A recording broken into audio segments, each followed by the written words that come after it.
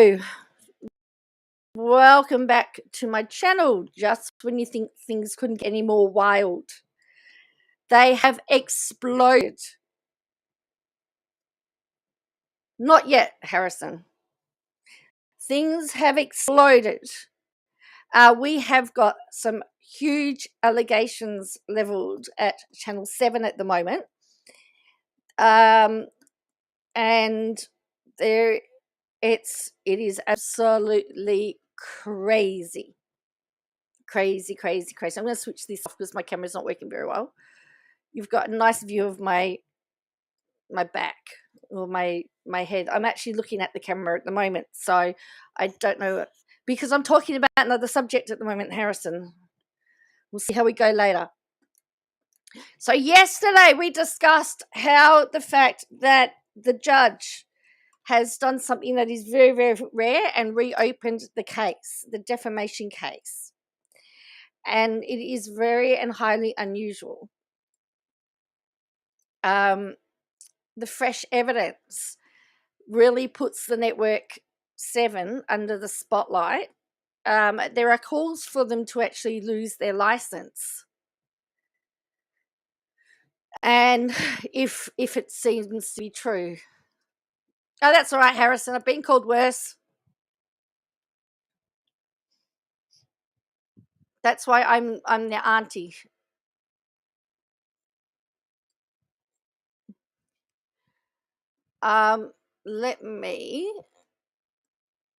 So let's look at the News Weekly, the News Daily. It's an independent paper. Let's see what they've got about it. So we're going to have a look and see what people are saying about it, and then we're going to actually go and look at the documents, because they are even more wild. So judge clearly says that it could impact the decision.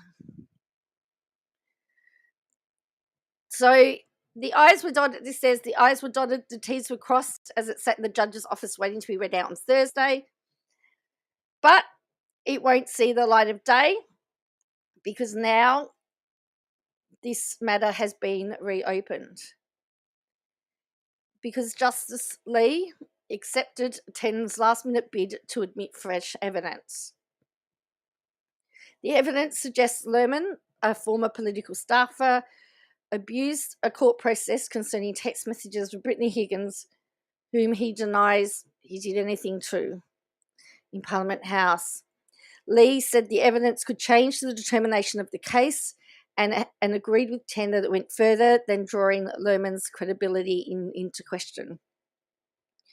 The reopening of the case means parties will return on Thursday and Friday to hear from new witness and former television producer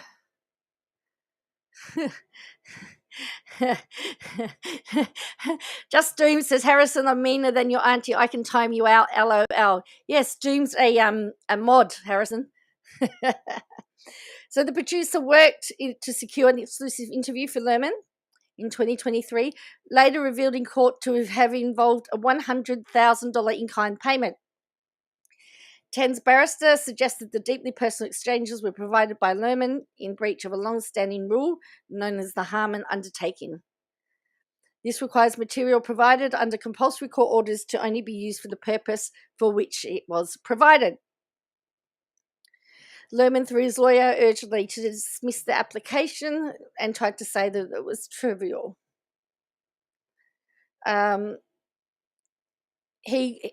Lee, who quipped during the hearing he thought he'd finished his work on this case, will hear the evidence from Thursday afternoon, and he remains hopeful that he can deliver his judgment next week.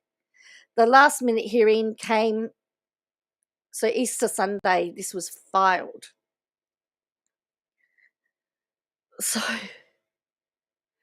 now Linda Reynolds is also suing Brittany Higgins for defamation, and that has not passed mediation. So often they'll send you to mediation first. And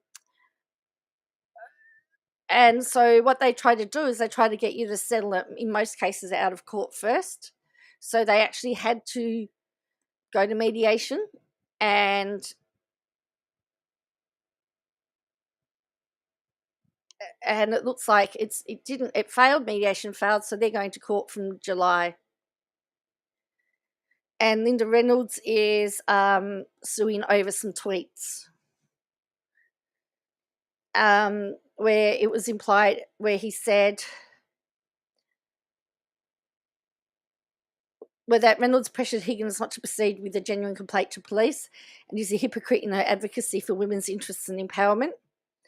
Reynolds claimed she was also defamed to a comment on her Facebook page that asked how she will still be in politics after having destroyed Higgins. Shiraz says, thanks for reminding her. I hope she hears this every day until she dies. Higgins is accused of defamatory material on 2 occasions. So, yeah, it's a mess. This case is a case that keeps on giving. But anyway, let's go to, this is all the stuff here. So here's the interlocutory application here. All of this was the stuff that was filed yesterday. And in here, we have the fund. So we've got the affidavit. So the affidavit sort of says, you know, we're going to go straight to the exhibit because it's the exhibits. This guy's on his way back from New Zealand to give evidence. So let's have a look at it.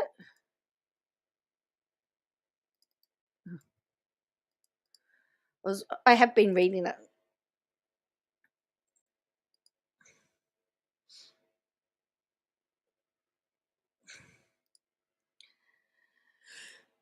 So here's a question for you. If a network is deemed to be found to have been involved in criminal activities, should there be actions taken against the network, and what should those sanctions be? Should they lose their license? Should the executives be punished? What do you think the punishment would be? I mean, we've had nothing. I don't think of anything of these types of allegations before, where there's been alleged evidence over it. So this is all new ground.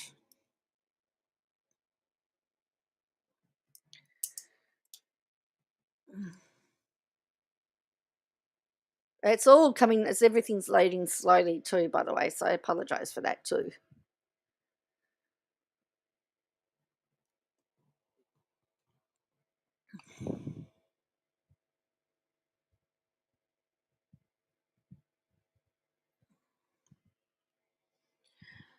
I'm just wondering how the people at Channel 7 are reacting at the moment, how they're all feeling. I'm wondering how they're all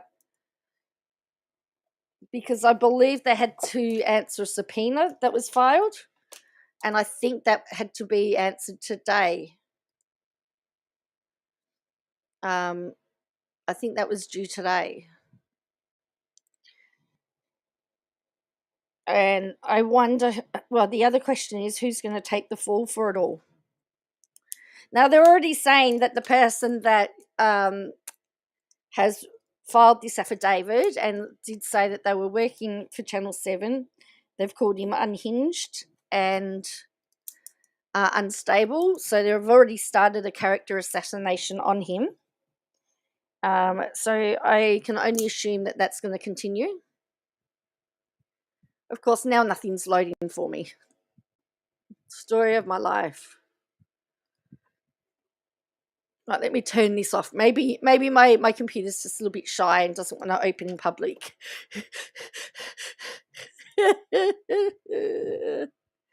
So yes. Went for a walk this morning. That was good to just go for a bit of a walk.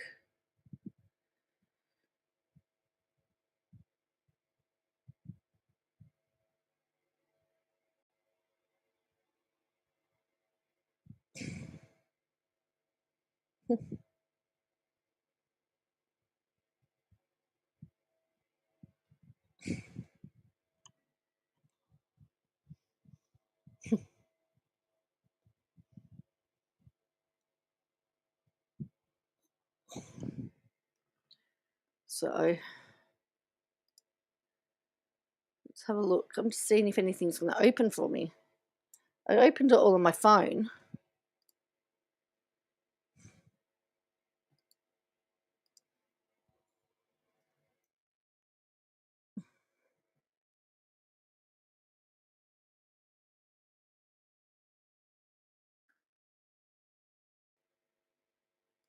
While I'm waiting for all of this to load up, let's look at something else here. All right. We'll do this here. How are you all going? Hopefully, I hope you're doing well. You're all recovered from Easter? Can you believe how cheap Easter eggs are after Easter? That's what I am shocked about, how much they can sell them for when they want to get rid of them. All right. So let's look at The Guardian while we're waiting for the actual court files to load, because it's a little bit, The Guardian's usually pretty spot on. So this is Bruce Lehrmann, defamation trial. Channel 7 reimbursed Lehrmann for drugs. So as I said, these are big allegations according to court files, which we're going to actually have a look at once. Producers claims networks were also billed thousands in accommodation and dining expenses. 7 denies the former staff members' claims. So the network's denying that they've paid for it all. So a former 7 producer has sworn an affidavit saying text messages and receipts in his possession shows tens of thousands of dollars was billed to the network while the Spotlight program was courting Bruce Lehrmann for an exclusive interview. Producer Taylor Orbach will give evidence about the expenses on Thursday in a sensational development in the defamation trial, which has been reopened. The former 7 employee provided 10, which is defending a defamation suit brought by Lehrmann with a string of photographs and text messages allegedly confirming receipts incurred by himself or 7 directly for the benefit of Lehrmann. 7 has said in response to the claims that it did not condone or authorize the payments to Lehrmann referred to in the affidavit. Orbach also alleges in his affidavit that Lehrmann paid for illicit drugs and, those type of workers after an after-dinner meeting at the Meriton, Sydney on the 5th of January 2023. Claims also Lehrmann was reimbursed by 7 through per diems via invoice emailed to Spotlight staff member in the days after his departure from Sydney. He could not provide a copy of the invoice, and the allegations have yet to be tested by the court. So remember the allegations. He's provided receipts in the affidavit showing 8 separate charges for Thai massage, totaling $10,315. Wow, what expensive massages.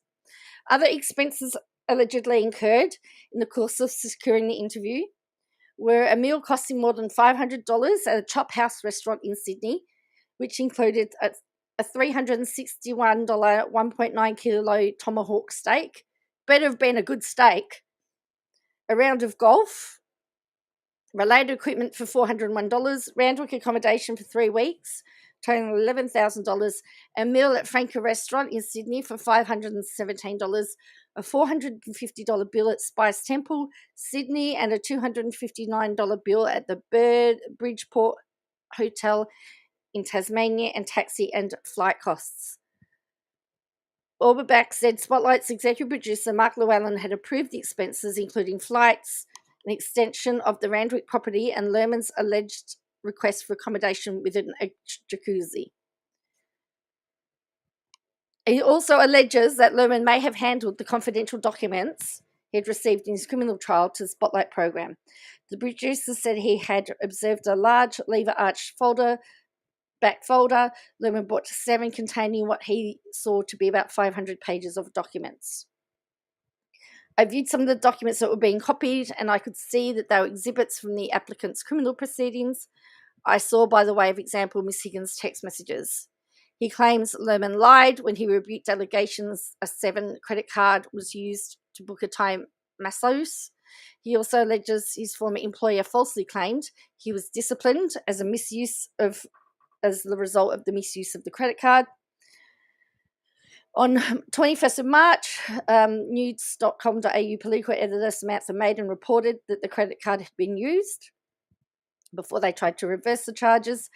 Maiden wrote that the charge had been made without the knowledge of or consent of Llewellyn. Lehrmann said the story was untrue and quite bizarre. He said he was aggrieved to read media reports which claimed which led to termination of his employment as an investigative reporter with Sky News. I was aggrieved to read that Samantha made an article, an Australian article, as I knew that Lehrmann's claims were false, and the statements made by Seven, that I was disciplined for a result of the misuse of the company credit card. The affidavit was read into court on Tuesday evening after Channel 10 was allowed to present the additional evidence. He confirmed he'd taken legal advice to launch a contractual dispute with Seven after the publication of the articles.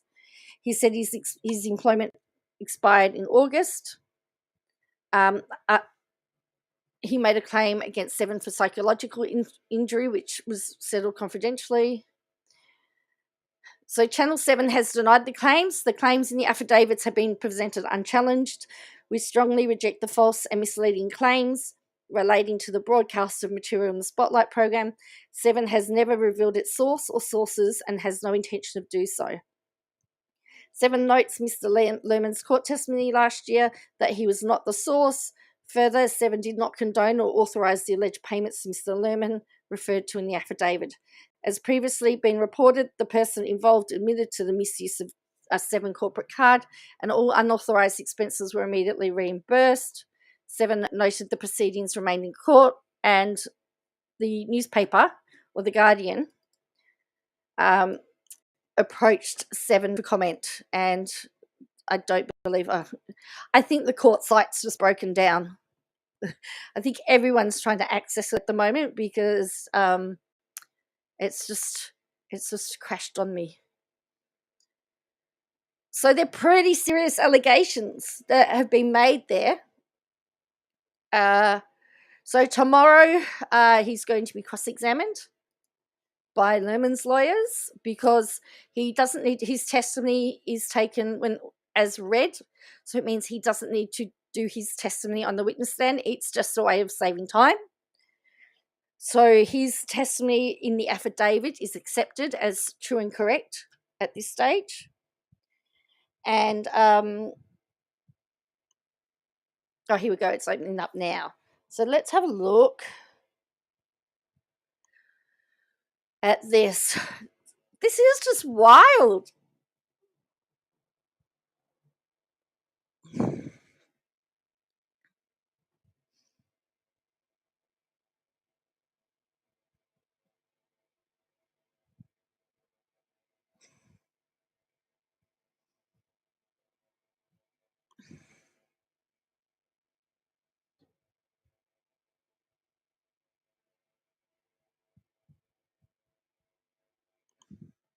So it's still loading.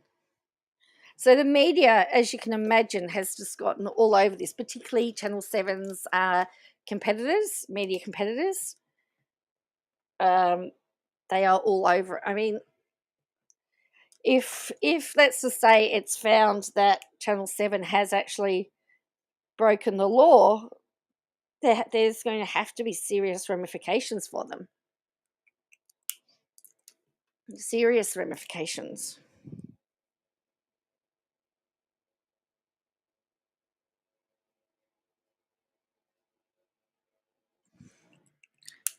So, oops, here we go. I think it's nearly opening. There's so many documents here. So, I mean, there's over $2,500 pages of things that are in here. So, let's have a look. I don't know why this opened up in this program, but anyway, let's just deal with it. All right. Media had to stop trying to make the news and start. Well, correct, Sultry. They have to stop trying to be the news and report. I mean, they went after him so hard to be honest. They went after him so hard, and they wanted to make sure that no other network got him. What is the point? I mean, when you lose your objectivity as a media outlet in order to get the scoop, what's the point? So that's just the cover page there. Okay, that's just to say it's an exhibit. Okay, so now we've got here, this is his affidavit. Now, he did this in New Zealand. So the matters set out in this affidavit based on my own knowledge, except where I have stated or qualified otherwise. I was employed by Channel 7 from the 30th of August 2021. During this time, I was a senior producer for the program Spotlight. Prior to this, I held other roles at 7 after over several years.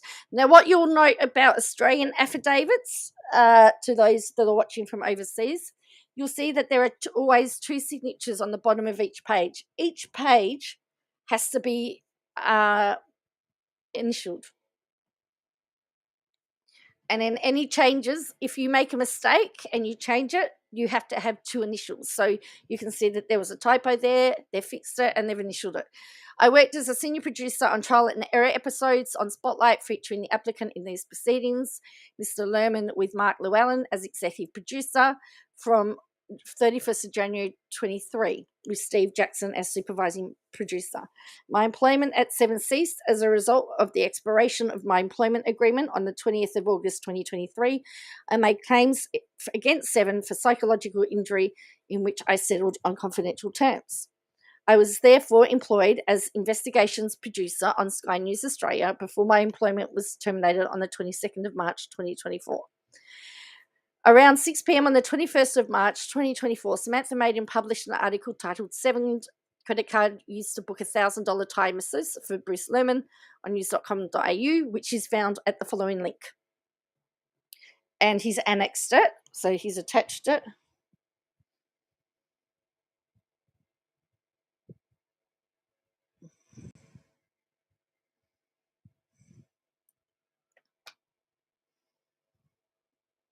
Okay.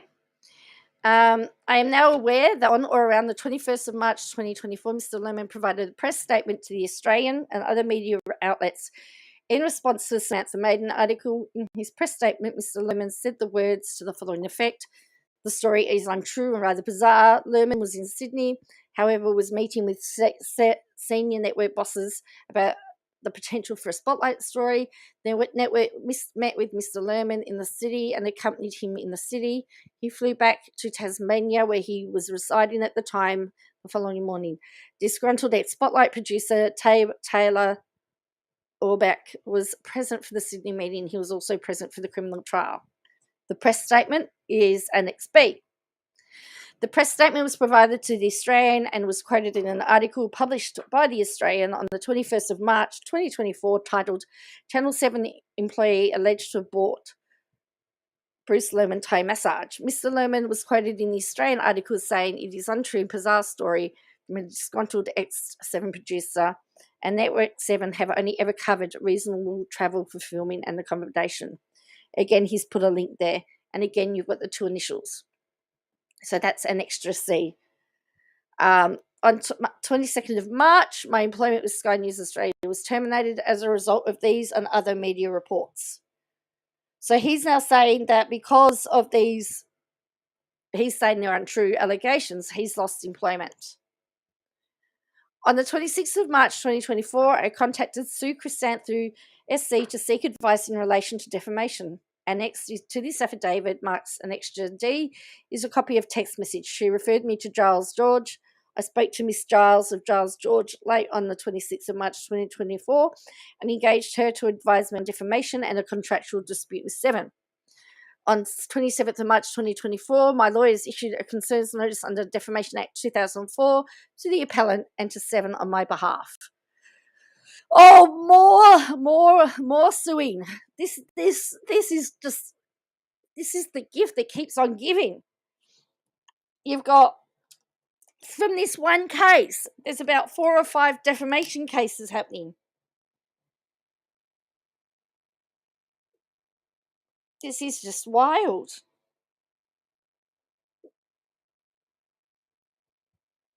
because you got Bruce Lehrmann suing. You got this case. Then you got Linda Reynolds suing. You've got this guy. You've got this producer suing. It's just getting crazy. The only winners out of this are going to be the lawyers, to be honest. In the course of obtaining legal advice in respect of which I do not waive privilege, my lawyers asked me to search my records for any relevant communication or documentation in relation to the appellant. So he's saying he's not disclosing lawyer privilege. It's like everyone's suing KJ, LOL. Yes, without a lawyer. Yes, there's actually, I find lots of similarities between Bruce Lehrmann and Katie Joy, although Bruce Lehrmann apparently is a law student, and I would have thought as a law student he would know better. And in fact, one of the things that every law student in Australia has to do before they can be admitted to practice, you actually have to list every speeding fine you've got, anything that, everything, every interaction that you've had with the courts. If you've got speeding fines, if you've got parking tickets, if you've been sued, if you've started any legal action, because you have to actually show that you're fit and proper to represent the king. I can't wait to see his disclosures. As a part of that process, I searched and located documents that were on my iCloud storage. Exhibited before me at the time of swearing this affidavit is a confidential exhibit TA1 containing documents I obtained in 22 and 23 in the course and for the purpose of Lehrmann's participation in the Spotlight program.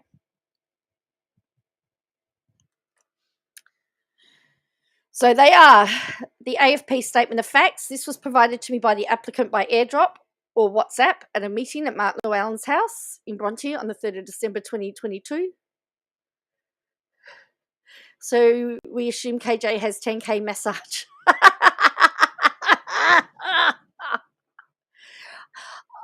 I can't believe the $360 steak. I mean, it better be good steak. Celebrate extraction reports of text between Brittany Higgins and Ben Dillaway. This was provided to me around 8th of December in Bridgeport, Tasmania during a golf trip, paid for 7. I arranged with the applicant, Mark Llewellyn and John McGowan.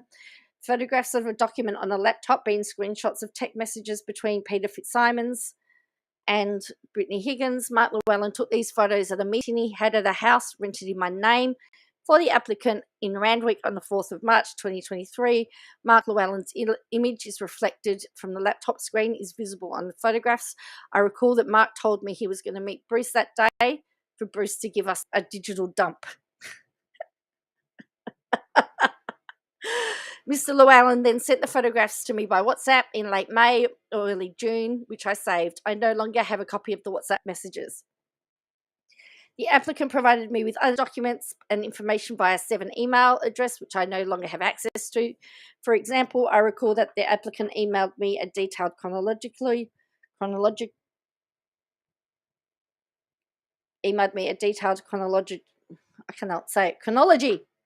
including links to the primary material, to my 7 email address in late April or early May 2023 when I was still located at 7's offices in Martin Place, Sydney. I also have a number of photographs or text messages relating to receipts of purchases incurred by me and or 7 directly for the benefit of the applicant that also forms part of the confidential exhibit. And they are, here we go. We're getting to the, here's what they paid for.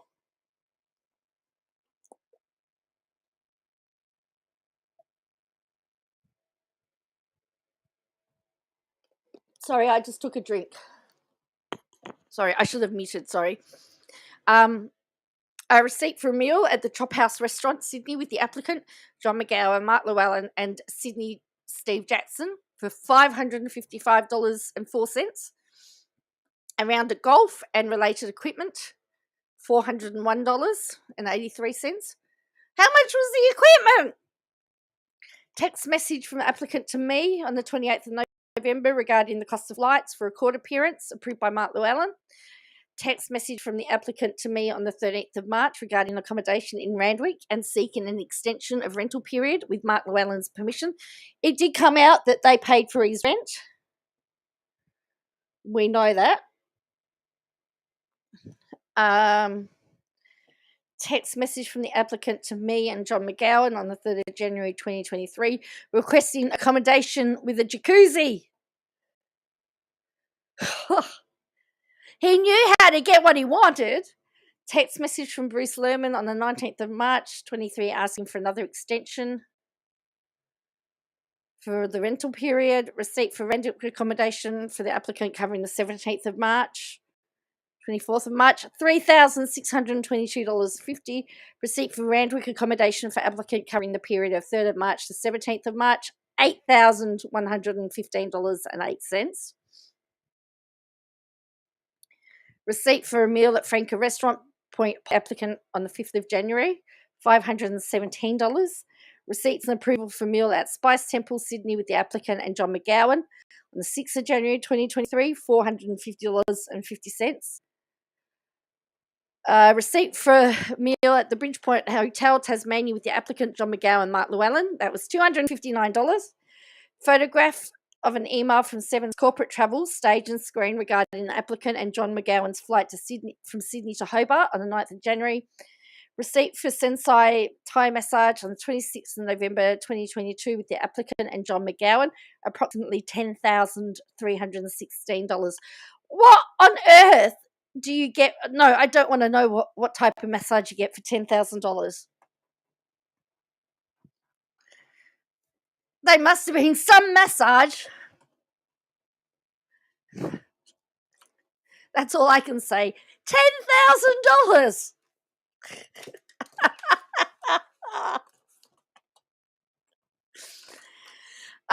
Taxi for the applicant from Franca to Merish in Sydney for an after-dinner meeting on the 5th of January. I recall monies paid by the applicant for illicit drugs and prostitutes that evening at the Meriton and following the evening at a brothel in Surrey Hills were reimbursed to the applicant through per diems via invoice emailed to Miss Louise and Kulanina, Spotlight Unit Manager, in the days after the applicant's departure from Sydney in early January. I no longer have a copy of this invoice. What? Hell! Oh, dear me. No wonder they wanted to keep this one quiet. These allegations, remember, these are allegations. Just because it's in an affidavit, it hasn't been tested in court, but at the moment, these are allegations. All right? This is what the guy's being cross-examined on tomorrow. Tomorrow. I don't. Wow. I deleted most of the material in my possession concerning the applicant prior to leaving Seven at the request of Mr. Llewellyn and Seven's lawyers. The only material that has remained in my possession have been photographs on my phone or documents that had been saved to my iCloud. To my knowledge, I have not disclosed the documents in the confidential exhibit to any person since leaving Seven in 2023. In the days prior to the episode going to air, I was in Mark Llewellyn's office at Seven in Evely. He said to me, I've just gotten off the phone to the lawyers. I've decided to wipe all contact that I've had with Bruce and the documents he gave me.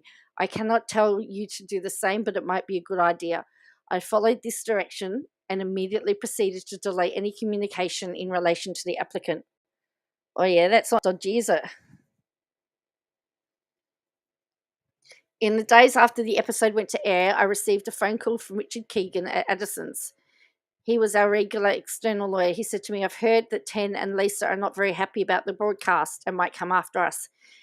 It might be a good idea to have a look at everything, especially the raw interview tapes. I understood that this meant that I should delete any material that could be damaging for Seven. I followed this direction and permanently deleted anything that I could find on my computer and phone at the time.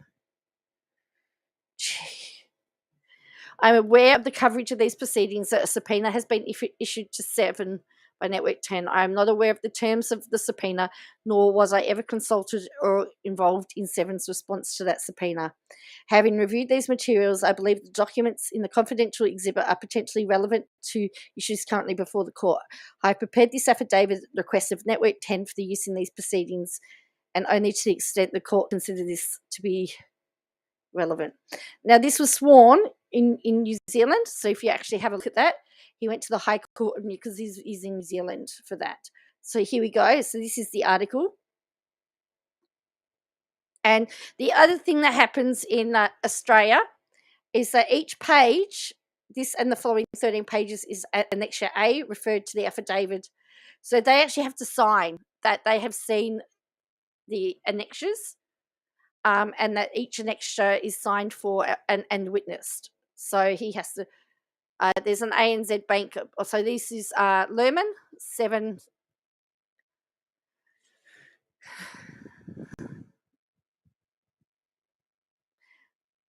All right.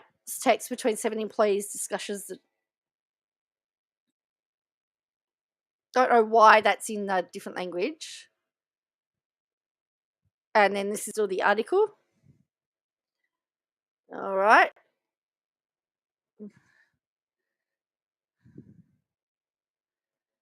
And that's Steve Jackson. So again, so this first annexure is the article. So there's 13 pages here. So is that his apartment? That's sort of like his apartment being paid for by 7. It came out in this trial that 7 had paid for his rent for a year. And it was that in the evidence in federal court, he confirmed that Network 7 had been paying for his rental accommodation. They paid for it. So this is the agreement here.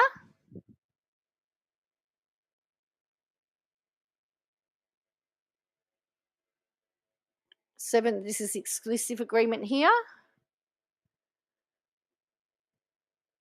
That's what he talked about. All right. So Annexure B.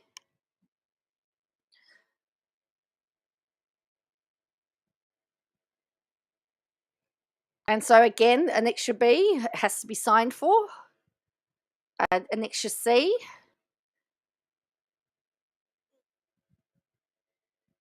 It's a very long process. Annexure D. It's Taylor. I'm a huge fan of yours. Wondering if you could give me a buzz when you have a moment, some advice about following defamation proceedings. Hi, Taylor. Happy to help. I'm in trial. We can speak later tonight. Unfortunately, we have an overseas witness that can chat after. Sure. Hi, Sue. We'll call Shirley. No problems. So that's the text messages.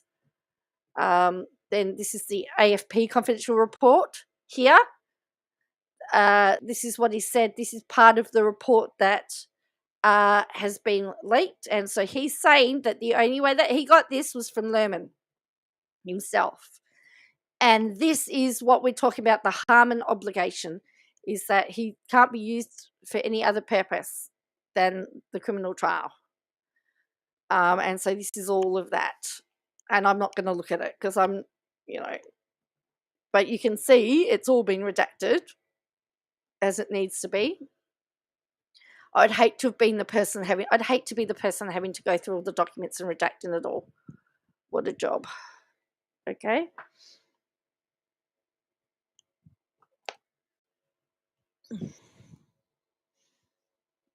Okay, so it's still all going. All right. There's 300. I mean, at the end of the day, there's 300 pages here. So these are just all the annexures here. All right. So, and that is a big document, I believe, too.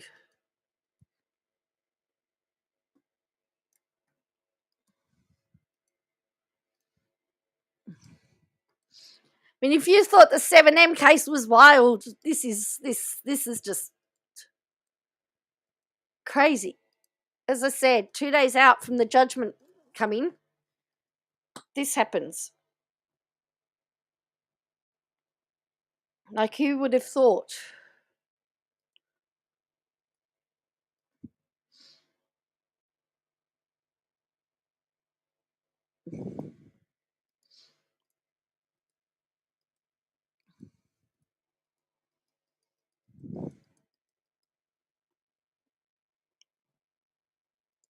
So, yeah, look, it's all just messages. So we know that there's lots of private messages in there. All right. I'm just trying to speed this up, see if I can find out where the next lot happens.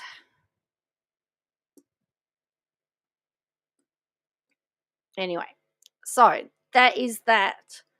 What do you think about the allegations of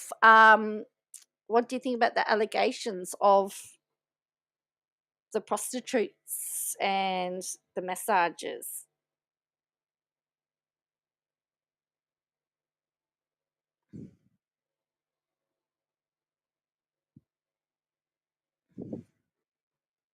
What are your thoughts on all of that?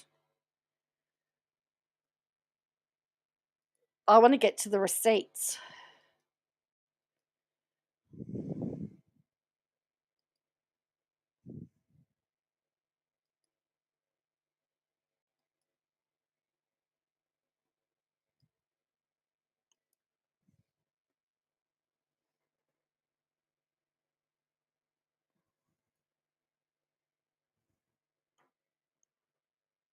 So, yes. And the other thing, so essentially it sounds plausible based on, well, that's interesting, the Toowoomba allegations.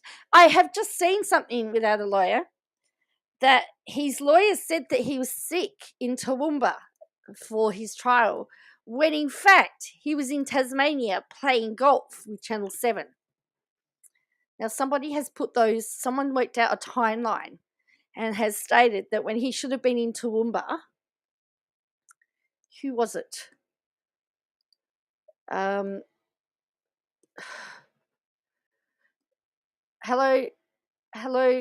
Bo, how are you? I'm just seeing if I can find it.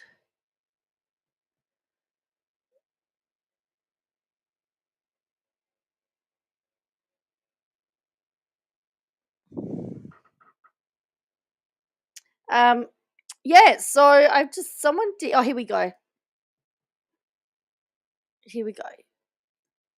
This is it. Someone's shown it from an article. So someone's done a timeline again. Oh, hello, there I am. Let's have a look. So we've got a timeline here. So it's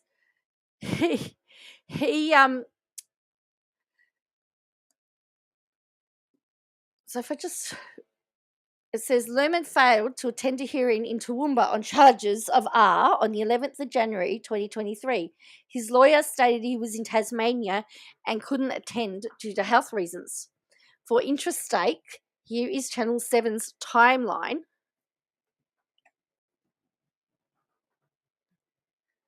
Here is Channel 7's timeline of the expenses with him. So he was supposed to be in court on the 11th of January 2023 because he was ill.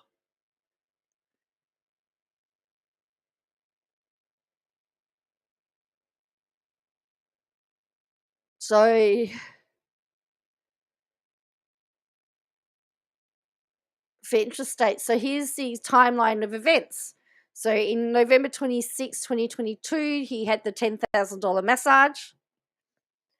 On December 18, 2022, played golf in Tasmania. On the 18th of December 2022, he was in Tasmania. On the 5th of January, he was in Sydney. And then Sydney again. And he was still in Sydney. Now, admittedly, he could have gone back.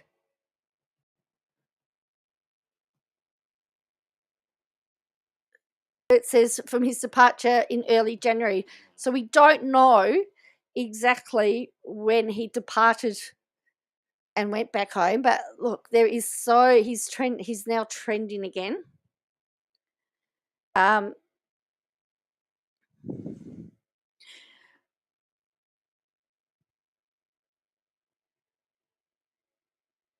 that's interesting. Yes, where society allegedly paid Bruce Lehrmann, a man accused of R, in $361 stakes, drugs, rent, golf, and prostitutes. Meanwhile, our victims across the world are silence. what worries me is that if Bruce Lehrmann did sell Brittany Higgins' personal information to Channel 7 to get revenge on her, he's also selling top secret documents that he obtained at his position at APH. ASIO needs to jump on him straight away. Remember, when you're appearing in a high-minded current affairs show Spotlight, don't forget to ask for the special extras. So everybody's now... this is from Tony Martin. So guess who's coming to dinner? Or guess who might be back in the witness box on Friday? Yep, Bruce Lehrmann. Will have to give evidence again if he wants to rebut the allegations.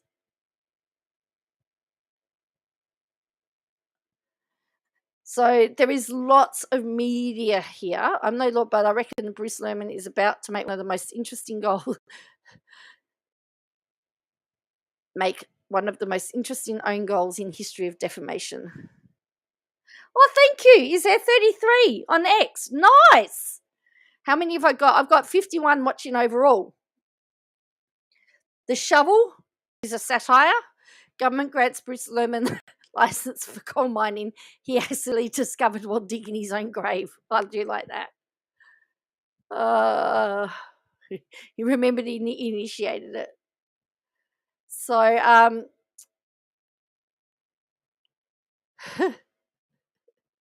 allegedly, Channel 7 reimbursed Bruce Lehrmann for prostitutes, drugs, dining expenses, Thai massages, round of golf, and rent. They didn't even listen to Higgins' side of the story. How can you say a media is unbiased when they're willing to do all of that? Now, this is an interesting one. It was the New South Wales new and now PR chief, Steve Jackson, who was signing off on all the cocaine and sex workers given to an alleged serial R, Bruce Lehrmann, by Channel 7. What a surprise that Murdoch papers have conveniently neglected to mention 7 have paid thousands of dollars to Bruce Lehrmann for him to blow on drugs and sex workers. Let's see if they can ignore it when court sits today. And then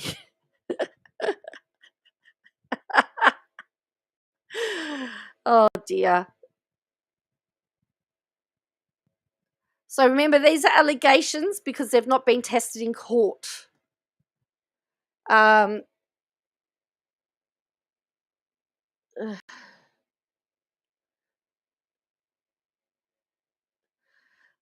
went from my 7 to 9, was witness to reprehensible behaviour. I worked with Chris Smith after all, but the Channel 7 spotlight Bruce Lehrmann's dealings plumbed to new depths. You couldn't pay me enough to sit through dinner with smug Lehrmann, and not just once but multiple occasions. Now, remember, so look at the shovel. I showed the shovel before, but I'll have another look.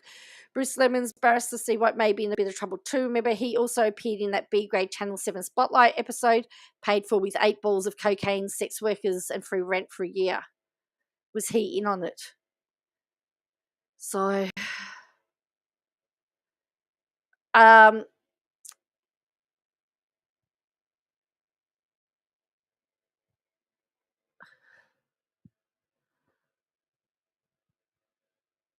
there is a lot of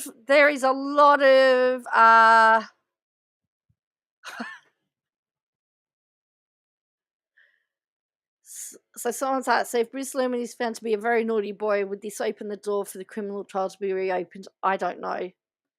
But that is a funny meme. He's not the Messiah, he's a very naughty boy.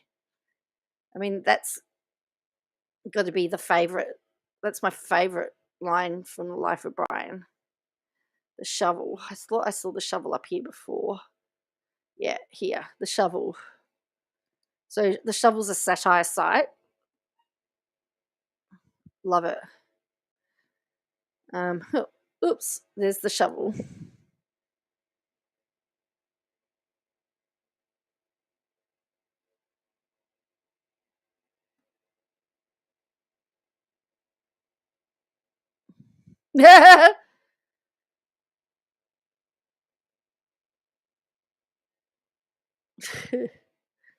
Oh dear. Yeah, the shovel. He remembers he initiated the trial. Yes, he initiated it, and that they've given him a coal mining license. So funny. Oh dear. So tomorrow, I'm clearing my schedule. I'm not doing anything for the next 2 days because apparently this is going to be here because there was 11,000 people watching yesterday because what happened is um it very rarely happens. The granting the coal license. Yes. Oh, it's hilarious.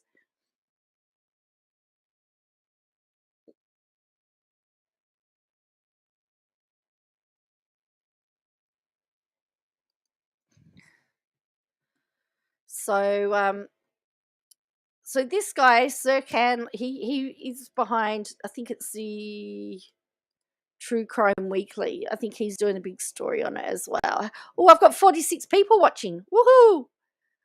They just how they I mean, I shouldn't laugh because it's really quite sad, but it is funny. See, Ben Roberts now is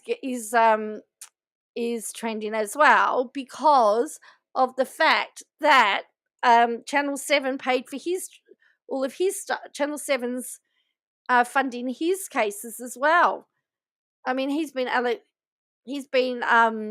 accused of the M word. The affidavits are proven, then Lehrmann's goose is cooked. Looking at it, there's stuff in which he alleged to supply to Seven that should have been made public. So, as I said, that's just one lot of the exhibits. We haven't looked at any of the other stuff, but this was the one that the exhibit that we looked at, the affidavit we looked at, is the one that has all the juicy stuff in it. Has all the big allegations in it. Yeah. Whoa. It's pretty serious, isn't it?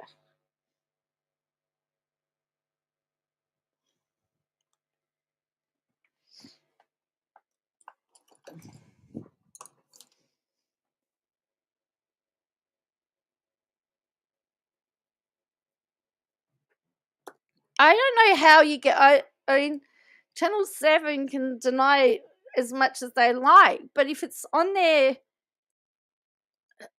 statements, or what are they going to do? Have they deleted all their statements? I mean, if they can't, you're supposed to keep your statements for so many years.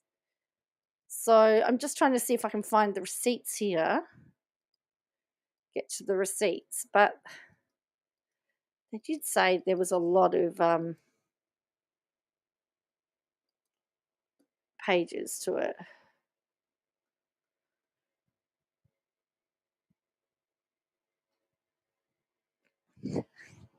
Just when you think, I mean, you got to feel sorry for his lawyer in some, because he's really, really, really now trying to push a horse uphill. How can you deny, like, he's admitted that his rent was paid? So if his rent was paid, then is it not plausible that all of these other things could have happened?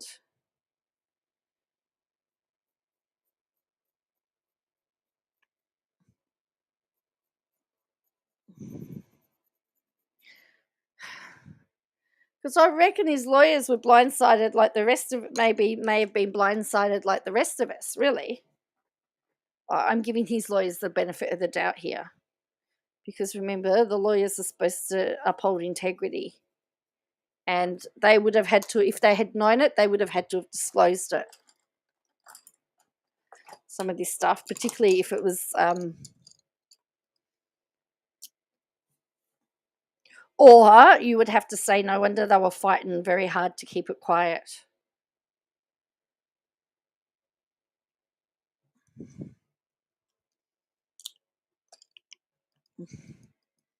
And at the end of the day, did Channel 7 would have to show that they did not know what Bruce Lehrmann was going to use his I'm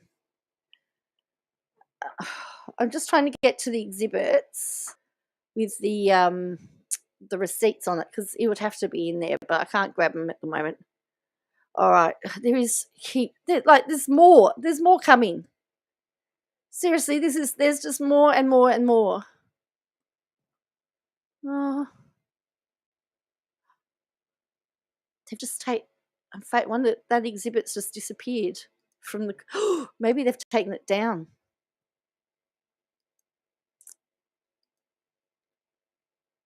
Oh no, there it is. Oh, it's just been taken down and re-uploaded, because I think there was some stuff in there that was found that we shouldn't have seen. It's all right. Okay, so then there was another one that he did, a follow-up. So let's look at this one.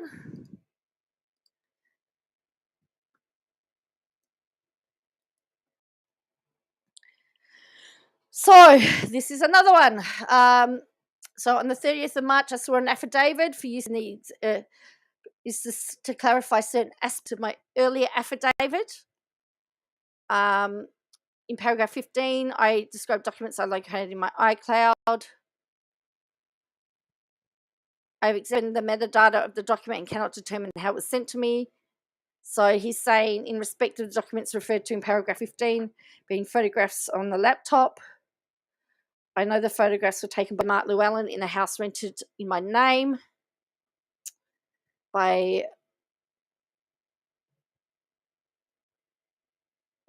the applicant in Randwick. I've examined the metadata of the photographs, which show the precise location that the photographs were taken and the date they were taken. I also recognise Mark Llewellyn's image in the reflection.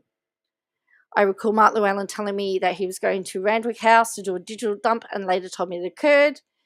In paragraphs 19 and 20, I outlined why I deleted the documents in my possession. The reason why the documents for me to delete after the episode aired is that there were documents including messages and files that were created after my first attempt to delete documents. I did not realise until my lawyers asked me to search my records that there were other documents in my possession that I had not deleted. I prepared this affidavit at the request. So what makes this one interesting is that this was signed via, it says audio-visual link, sworn by the deponent in Auckland via audio-visual link. So his Australian lawyer signed it, and it says this document was signed in counterpart and witnessed over audio-visual link in accordance with Section 14G of the Electronic Transactions Act 2000, New South Wales.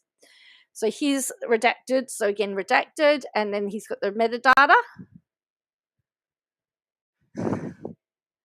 Annexure F, some metadata. So he's been able to show, he's shown a map of where he was. So that's that one. All right. You see why the media's been all over this. So as I stated, Channel 7's denied all the allegations and has said that it's before the courts and the courts need to deal with it. But from my understanding, they were subpoenaed, so they need to show and in the subpoena would outline what they need to have and what they need to show. All right. This one is another affidavit.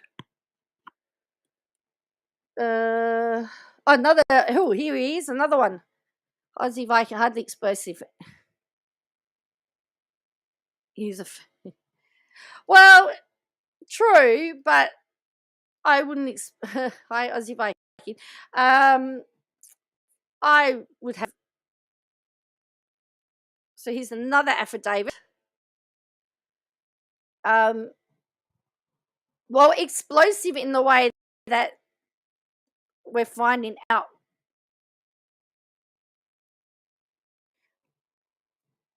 more about the conduct of 7, I guess. Although, from what I've heard, it is believed that this type of stuff does go on, but usually they can keep it quiet.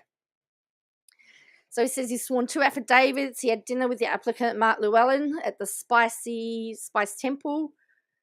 During that meal, Mark said to the applicant, "Do you have documents from the criminal proceedings?" The applicant said, "Yes, I do." Mark and I discussed what arrangements would be made to access 7 offices in Martin Place so he could copy the documents. I recall that we debated whether the applicant should sign in or use one of our passes. The applicant then accompanied Mark Llewellyn and I to the 7 Martin Place offices. I no longer recall how the applicant gained access to the office. Mark Llewellyn asked me to assist the applicant in accessing a photocopier. I used my pass to log into the photocopier. I observed that the applicant had in his possession a large Lever Arch hardback folder containing what I saw to be around 500 pages of documents printed on both sides. I viewed some of the documents that were being copied and could see that they were exhibits from the applicant's criminal proceedings.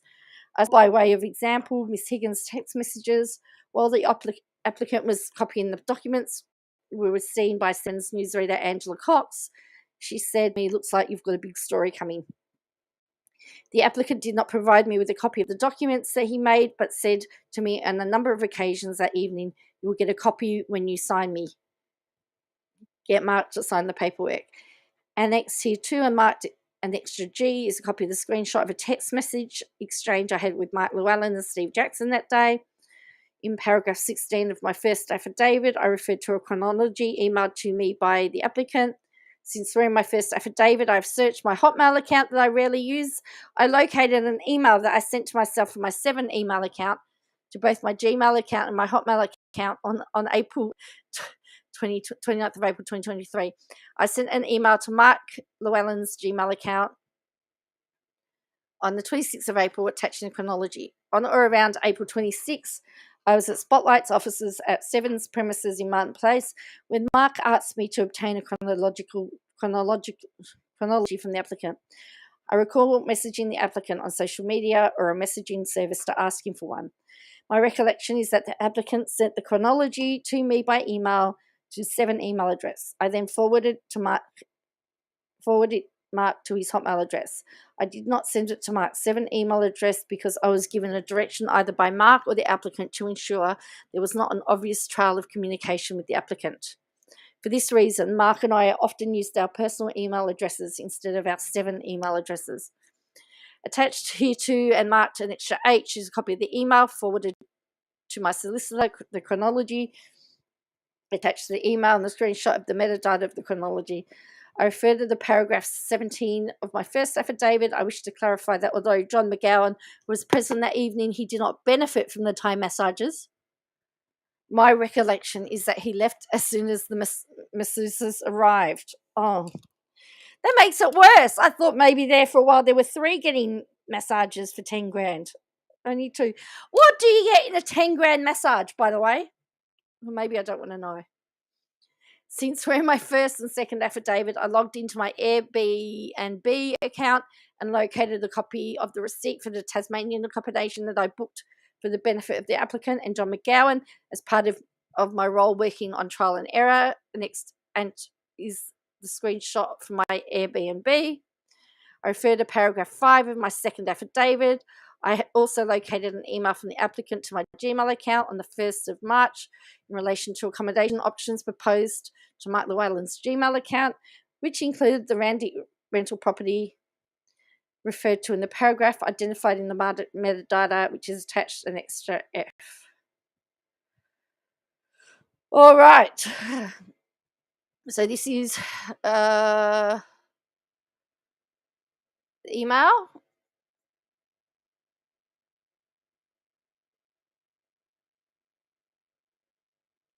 My password, secondly. So you've got Mark Llewellyn. Yeah, just want to discuss a few things, including teaser and promo. Taylor, do you know how to use the 4th full copier? Yes, it needs a pass.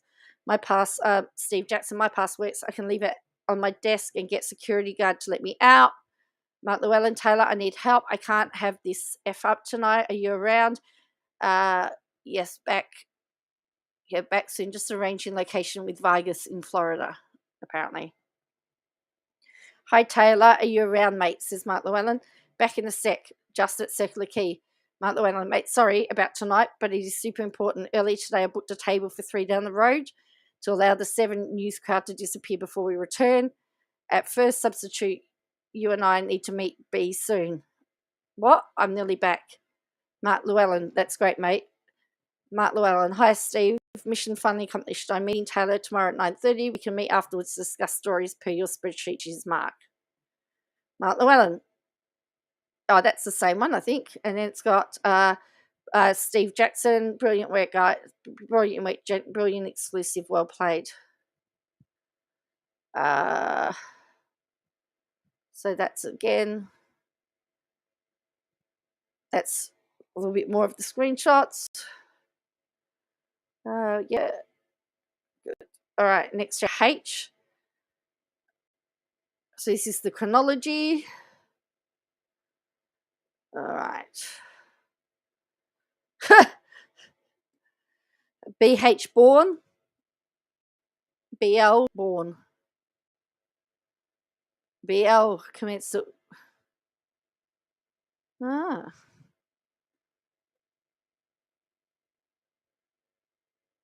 Interesting. So he was born in the US. Commenced working at Parliament House in 2013. BL commenced working for Linda Reynolds. PM Turnbull leaves Morrison PM. BH employed by Stephen Chobo. BL and AH enter into relationship. So this is the chronological here. Okay, here we go. Brittany Higgins commenced employment with Linda Reynolds. BL work account created. Security incident report. It says BL left a top secret code word classified document uncovered and uncontrolled on a desk within Ministerial Suite. Uncleared personnel are present within the suite. Though the usual occupant of the desk intended recipient was off-site, should be noted she was not appropriately cleared. The presence of the document was brought to my attention by another cleared staff member, and I secured the document with a B-class safe. Mr. Lehrmann then requested I return the document to him in order for him to return it to the originating agency, claiming he had a secure means by which to transfer it. He's observed leaving the suite with the document in the opaque plastic folder.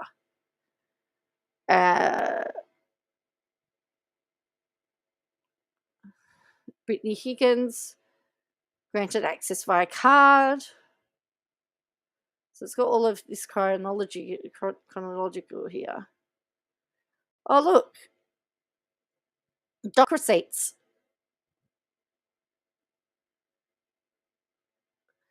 Foot fans' favourite, $30. 1 bottle of the hair and the tort, $40. 2 Great Northerns. I think they're trying to work out where that there was a receipt missing. Complainant uses her phone. So this again. Peroni.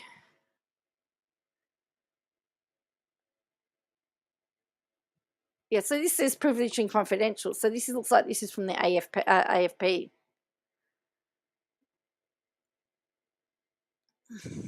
There's a lot of drinks there, by the way. The complainant picks up a drink and skulls.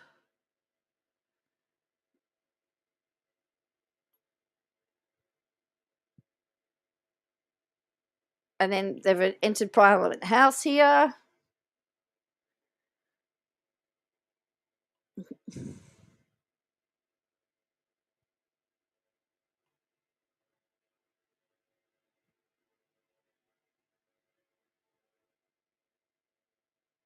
A few else inside. Yeah. Not ministerial suite for a male and female pass holder that they had business attending to. And then we've got this.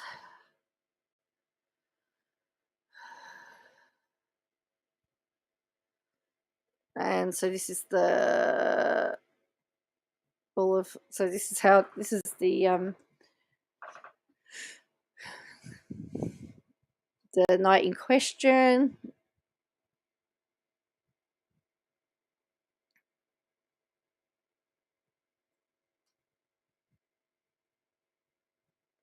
Then that's the stuff about Dillaway. Yeah, so master chronology. So it's a big chronology here. So up to 23rd of March. But there's involving the cleaner. Gee, you wanted transparency. The judge, he's given he's allowed everything to be here. So anyway, but so yeah, so that's about all the exhibits and everything for Lehrmann. So I'm interested to see what your thoughts are on this. It's there's a lot here. Do we have any thoughts at all?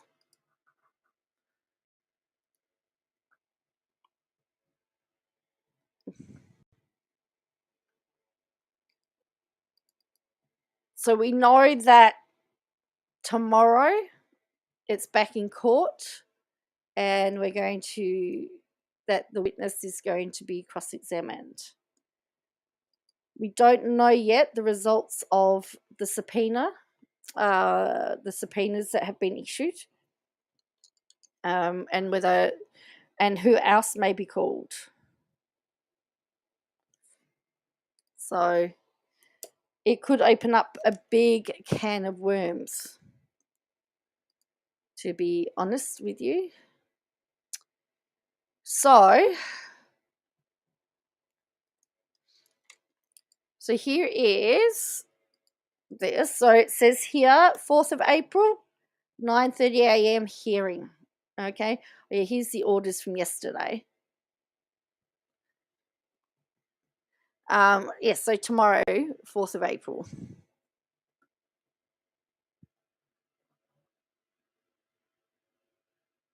There was a hearing, administrative listing, and there was 2 in chambers, as you can see. All right.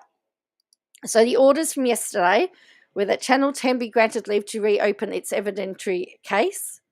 Order 1 of orders dated 22nd of December to be vacated.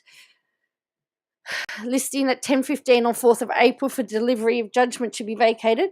The subpoenas addressed to Channel 7 on the 2nd of June and the 17th of August in the proceeding be returnable to the court at 9:30 a.m. on the 4th of April, and the proper officer of the 7 Network appear on the return of subpoenas, and the hearing is adjourned, part heard. So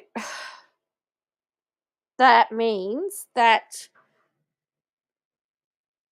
they've got till tomorrow. They've got till tomorrow to have all the subpoenas done. So there's a lot there, isn't there? As I said, he was supposed to deliver his judgment tomorrow, but this whole thing has taken on a life of its own, and it's just mind-blowing that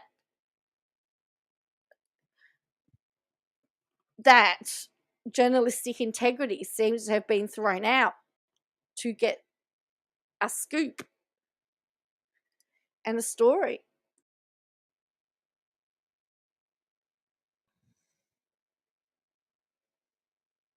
Okay, so then there were 2 judgments. So there were 2 other things that happened, and they're just administrative. So it's just it just happened in his office. He's just issued subpoenas.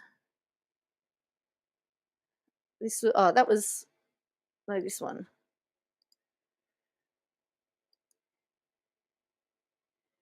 All right, the applicant be granted leave to serve subpoena for production dated 2nd of April. The time for service of subpoena to produce 7 be abridged to 2 p.m. on 3rd of April. A sealed copy of subpoena together with sealed copy of these orders to be served by email on 7's legal representative. All right. So that was just an order. So they're getting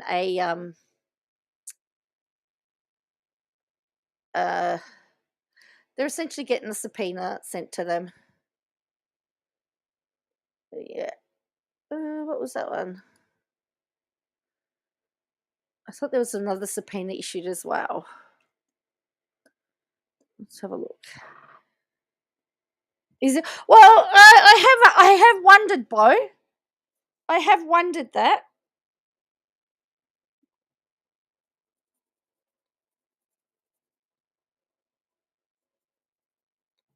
He's been definitely given the high life. So this was again another one. So this is the applicant granted to be served a subpoena for production dated on Taylor Orbit the time for service. So yeah, so he's been subpoenaed to appear as well. So all right. So that's all that's happened. So anyway, I think that's enough for now. I don't know that we can take any more craziness in this matter. So 7 has made a statement and denied all the allegations in the affidavit. Remember, it is all just allegations. It hasn't been tested in court. Tomorrow it's up to the judge to determine whether or not there's any plausibility to it. And then it's up to the judge to work out what he wants to do, how much credence he gives to it.